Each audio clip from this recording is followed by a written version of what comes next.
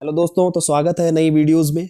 और आज बात करेंगे कि प्रारंभिक भारत का परिचय और प्राचीन भारत का इतिहास, तो इन दोनों के बीच क्या डिफरेंसेस है।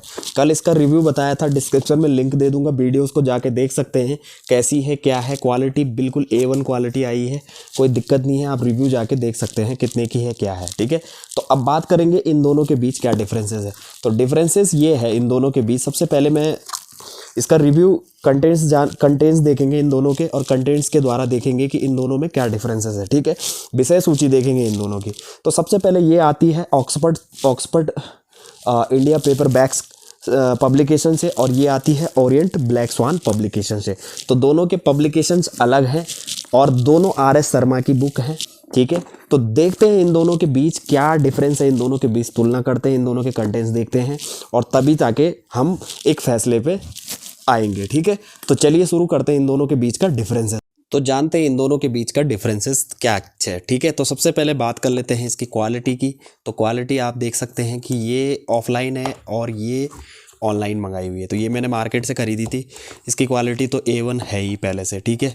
ये आती है ऑक्सफर्ड इंडिया पेपर बैग्स की, और ये आती है ओरिएंट ब्लैक स्वान, ठीक है। तो ये देखिए, ठीक है। अब बात कर लेते हैं इसकी क्वालिटी। बहुत ही अच्छी क्वालिटी है, वीडियोस देख लेना, डिस्क्रिप्शन में रिव्यू दे रखा है, वहाँ से आप लोग जाके देख लेना क्वालिटी क्या है। अब बात कर लेते हैं इसकी MRP रेट, दोनों के MRP की, ठीक है। एक की नहीं, दोनों के MRP की। तो देखो MRP इसकी भी 325 रुपये है और इसकी भी 325 रुपये है। तो देखो MRP में भी कोई डिफरेंस नहीं है, ठीक है। कुछ डिफरेंस MRP में भी नहीं है। हाँ, रेट ऐसा हो सकता है, कम ज़्यादा हो सकता है, ऑनलाइन में हो सकता है इसका कम हो सकता है, या इसका कम हो सकता है, या इसका जो बढ़िया लगे वो आप लोग परचेज़ कर सकते हैं। पहले ये देख लेते हैं कि इन दोनों में क्या डिफरेंसेस है। अगर कुछ डिफरेंस नहीं होगा तो दोनों में से आप कोई सी भी खरीद सकते हैं। तो चलिए बात कर लेते हैं इसकी। अब देख लेते हैं इसके कंटेंट्स, ठीक है। तो ये मैंने खोल लिया है भारत का प्राचीन इतिहास का पहला पेज, और इसको खोल लेते हैं अब यहाँ का। तो यहाँ से इस तरीके से तो देखा नहीं जा सकता, इसको कर लेते हैं यहाँ, ठीक है। इस तरीके से देख सकते हैं हम दोनों के, ठीक है। अच्छा, अब देखिए, ध्यान से दिखा देता हूँ मैं आप लोगों को। अब इन दोनों का आप लोग स्क्रीनशॉट भी ले सकते हैं और मैं आपको पढ़ के भी बता देता हूँ। तो प्राचीन पहला चैप्टर है आपका RS शर्मा जो ऑक्सफोर्ड वाली है, उसमें है पहला चैप्टर प्राचीन भारत के इतिहास का महत्व। और यहाँ क्या लिखा हुआ है, प्राचीन भारतीय इतिहास का महत्व। अच्छा, चैप्टर 1 सेम, कोई अलग कुछ डिफरेंस नहीं है, ठीक है। दूसरा चैप्टर आता है प्राचीन भारत के आधुनिक इतिहासकार। इसमें आता है प्राचीन भारतीय इतिहासकार के आधुनिक लेखक। मतलब खाली भाषा को इधर से उधर करा गया है, बाकी कुछ डिफरेंस नहीं है। आप चाहे तो इसकी पूरी विषय सूची मैं आप लोगों को दिखा सकता हूँ। ये देखिए, इतिहास का निर्माण और उनके स्रोतों के प्रकार, इतिहास का निर्माण। तो देखो, भाषा को इधर से उधर लिखा गया है, आगे से पीछे या पीछे से आगे, बाकी डिफरेंस कुछ नहीं है, क्योंकि मैंने पूरा इसका पहले ही मैं इसको देख चुका हूँ रिव्यू।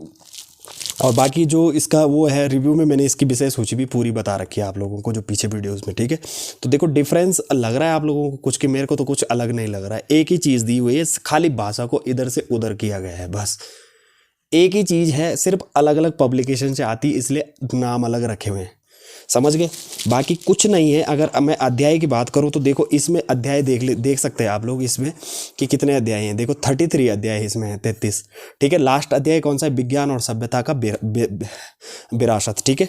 अब इसमें भी लास्ट अध्याय देख लेते हैं कि इसमें क्या है, इसमें कितने अध्याय हैं। उसमें 33 थे, इसमें कितने हैं, ये देखो, इसमें भी सेम 33 अध्याय हैं। और प्राचीन भारत की विरासत, धर्म व्यवस्था, पद्धतियाँ, प्रौद्योगिकी, राजतंत्र, विज्ञान, सेम चीज़ है यार, कुछ अलग नहीं है। उल्टा अगर पेजेस की बात करें तो प्रारंभिक भारत इस वाली में ज़्यादा पेजेस हैं। अगर आप देख सकते हैं तो इसमें मुझे ज़्यादा डेटा लग रहा है, क्योंकि 370 पेजेस इसमें है। और इसमें कितने हैं, ये देखिए, क्योंकि इसका पेज थोड़ा मोटा है, इसकी क्वालिटी थोड़ा अच्छी है, इसलिए इसके पेजेस इसे मोटी लग रही है, लेकिन ये मोटी है नहीं। 353 पेजेस हैं, ये देखिए ध्यान से, 353 पेजेस हैं। और ये इतनी मोटी लग रही है, लेकिन इसका पेज की क्वालिटी बहुत काफ़ी मोटे पेज की है। ये मैंने मार्केट से ख़रीदी थी। अगर आप लोग पायरेटेड खरीदेंगे तो उसकी क्वालिटी हो सकता है कि थोड़ा डाउन हो सकती है। तो दोनों में अब मैंने विषय सूची आप लोगों को बता दी है। अभी आप लोग अगर पूरा देखना चाहते हैं तो मेरे हिसाब से देखने की आवश्यकता नहीं है, क्योंकि मैं देख चुका हूँ। बाकी अगर इसका विषय सूची का PDF चाहिए होगा तो मैं दे दूंगा आप लोगों को, दोनों का खींच के। वैसे मेरे हिसाब से दोनों सेम है, कुछ अलग नहीं है। आपको मैं दूसरा पेजेस भी दिखा देता हूँ। ये देखिए, हड़प्पा संस्कृति कांस्य युगीन नगरी, हड़प्पा संस्कृति सिंधु घाटी कांस्य युगीन शहर। सिर्फ भाषा का अदला बदली किया गया है और कुछ नहीं है, किताब सेम है बिल्कुल। दोनों में से आप कोई सी भी एक ले सकते हैं जो आपको सही लगे, ठीक है। अच्छा चलो देख लेते हैं अभी फ़िलहाल। अब देखो मानचित्र सूची भी सेम है, कुछ नहीं है। आप चाहे तो मैं पहला चैप्टर दिखा देता हूँ आप लोगों को। तो ये देखो, ये पहला चैप्टर है, ये इसका है और ये इसका है। अब देखिए ध्यान से, प्राचीन भारत के इतिहास का महत्व, प्राचीन भारतीय इतिहास का महत्व, सेम चीज़ है। प्राचीन भारतीय इतिहास का अध्ययन कई कारणों से महत्वपूर्ण है। इससे हमें जानकारी मिलती है कि भारत के प्राचीनतम संस्कृतियों का विकास लोगों ने कब, कहाँ, कैसे, किस प्रकार किया। अब इसमें पढ़ लेते हैं। प्राचीन भारत के इतिहास का अध्ययन कई दृष्टियों में महत्वपूर्ण। ये देखिए, तो मतलब कुछ खाली कुछ वर्ड का क्या कर रखा है, चेंजेस कर रखा है। यहाँ लिखा हुआ है दृष्टियों से महत्वपूर्ण है और यहाँ लिखा है कारणों से महत्वपूर्ण है। समझ गए? देखो एक ही चीज़ है, लैंग्वेज थोड़ा चेंज की गई है।